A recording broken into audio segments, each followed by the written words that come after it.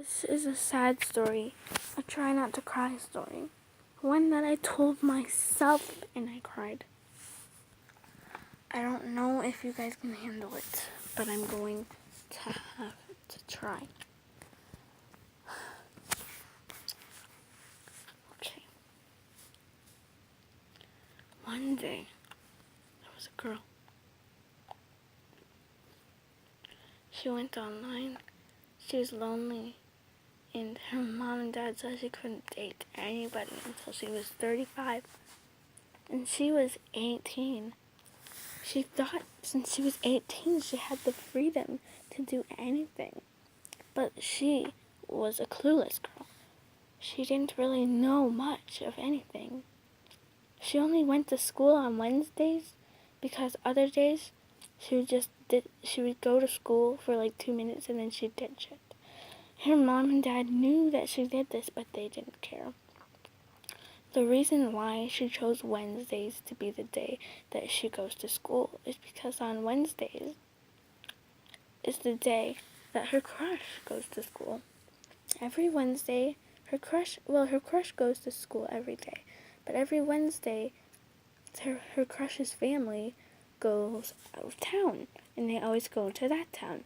So since they go out of town to that city every Wednesday, they decided to get him into school. And he just went to the school that she went to.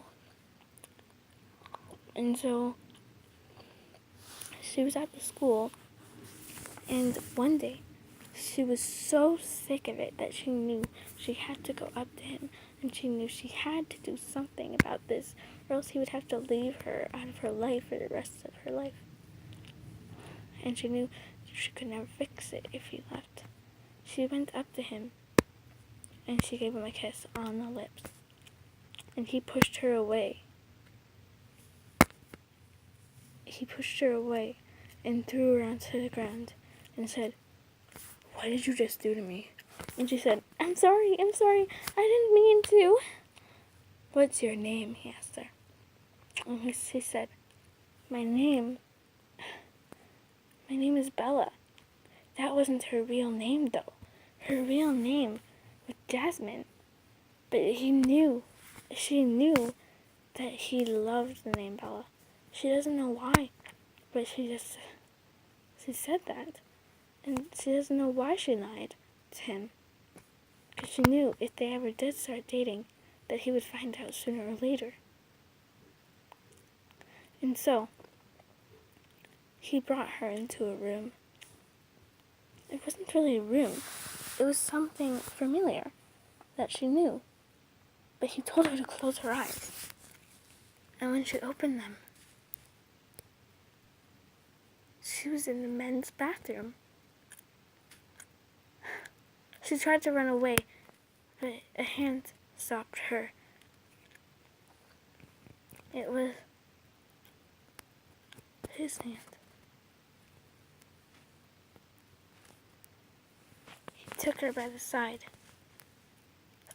and told her everything would be okay. She ran, she tried to escape, but she couldn't. And all of a sudden she felt a punch in the face, leaving her, so she couldn't feel anything. The punch was so hard it made her whole face numb. And then soon enough, all she could see was blackness.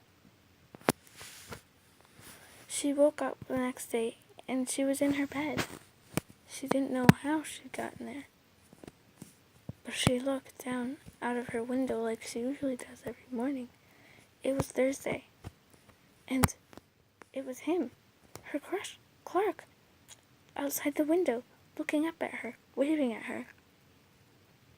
Oh, she remembered what happened. He beat her up. At least that's what she thought.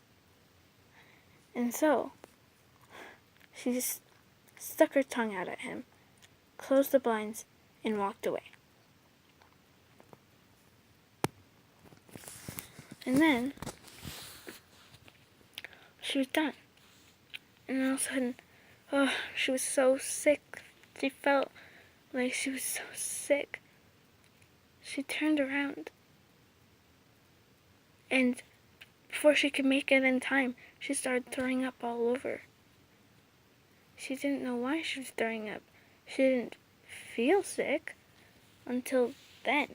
She knew she wasn't sick because she took her temperature and she was fine.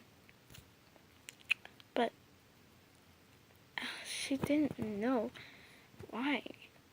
Of course, something must have happened. But she didn't remember much. She just remembered blacking out that night yesterday.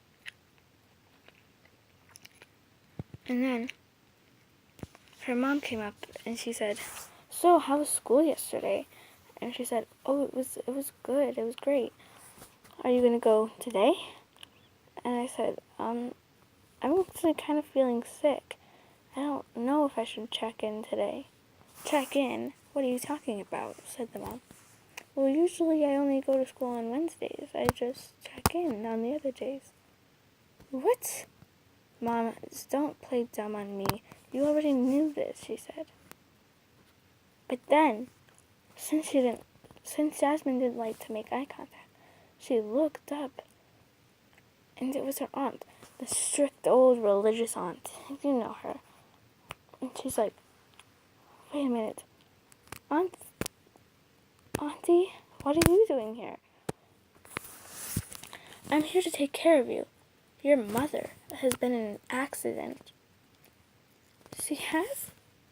"Yes. And your dad is in jail for murdering somebody." "What?" "So I'm going to be taking care of you for the rest of your life. Or should I say mine," she said. "But where's my mother now?" "Oh, well, she's dead." "What?" "You've been blacked out for the last couple days, and..." "Oh. Huh. I didn't know this. And then she all of a sudden took Jasmine by the hand and pushed her into her room and locked it shut. Jasmine tried to get out. She didn't know what was happening. And then she decided to sneak out the window. Clark was still waiting there. She asked him what happened, and he said that she's been knocked out for almost a year now. She's been knocked out for 8 months. And she's came by the window every day since I got knocked out, see me. I asked him why I was knocked out, and he said it was because he punched me really hard and then gave me drugs. And she said, "How could you?" and turned away. But then she was too late. I grabbed her by the hand and said, "Today's your appointment." And I said, "My appointment for what?" "Your appointment to see what gender the baby is." I didn't know what to say or what to do or what to think. I was just like, "I'm not pregnant. What are you talking about?" And he said, "Yes, you are. When I punched you and knocked you out, I raped you. And now,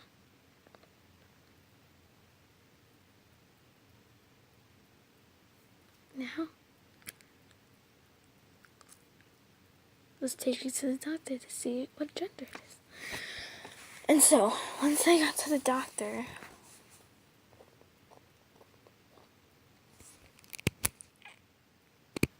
they checked it.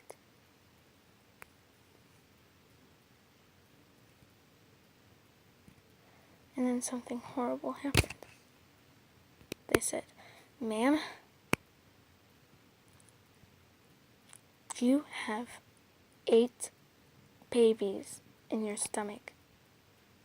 And she goes, "That's not possible. Are you joking with me?" It's like, "No, I'm not. There's 8. That's why my stomach was so huge," she said. I didn't understand. and you're 8 months pregnant. And since it's 8, they're gonna come early because I'm gonna bulge out. And she said, oh my God, no. They're coming right now. I can feel it, said Jasmine. So they brought her to the emergency right away. And then a doctor came up to her and said, we have something to tell you. And she said, what? It's either you or the baby that lived. Jasmine started crying. She didn't know what to do. She said she didn't know what to think. All she could think was the babies, because her mother died. Her father is in jail. She got raped. And the thing she can choose is if she wants to live or if the baby wants to live. And so she chose for the babies to live. And in the next moment, she was in a was for the clap.